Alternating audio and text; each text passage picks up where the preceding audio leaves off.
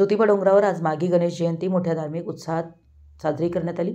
ज्योतिबा डोंगराच्या पायथ्याशी असणाऱ्या गणेश बागेतील जागृत श्री गणपती मंदिरात महाप्रसाद वाटप करण्यात आला। श्री क्षेत्र ज्योतिबा डोंगरावर गणेश जयंतीनिमित्त ज्योतिबा डोंगरावर स्थापित गणेश मंदिरात विविध धार्मिक कार्यक्रमांचे आयोजन करण्यात आलं होतं। अभिषेक मंत्र पठण, ग्रंथवाचन, होमहवन, गणेश याग आदी धार्मिक विधी झाले। ज्योतिबा मंदिरातील मूळ गणेश, महागणपती, स्वयंभू गणेश मंदिरात पूजा अर्चा करून जयंती सोहळा संपन्न झाला। गणेश बागेतील श्री गणेश मंदिरात दुपारी 12 वाजता पाळणा गीताने जयंती साजरी झाली। गणेश मंदिराच्या नैऋत्य बाजूस या लिंगाची स्थापना केली आहे। या लिंगाचं वैशिष्ट्य असं की या मैनगिरी पर्वताचा आकार ओंकारासारखा आहे। या ओंकारातील मुख्य मातृका ही अर्धमातृका होय। याच अर्धमातृकेवर या लिंगाची स्थापना केलेली आढळून येते, म्हणून या लिंगास म्हणजेच तीर्थास ओंकार ममलेश्वर असं म्हणतात।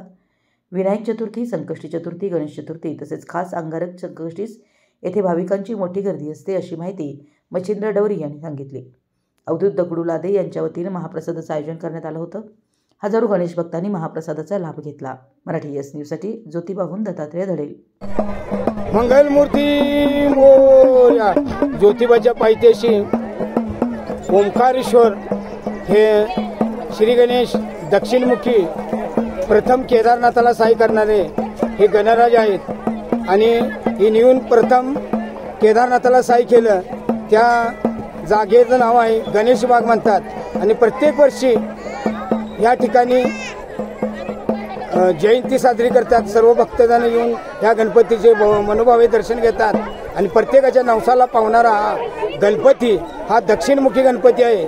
असा हा गणराजा आज सर्व भक्तांच्या माध्यमातून हा गणेश जयंतीचा कार्यक्रम संपन्न होतो आणि अशीच गणराजांनी प्रत्येक भक्तांना बुद्धी द्यावी आणि कार्य चांगलं करून घ्यावं असं या गणपतीच्या चरणी प्रार्थना करतो। मंगलमूर्ती मोरया।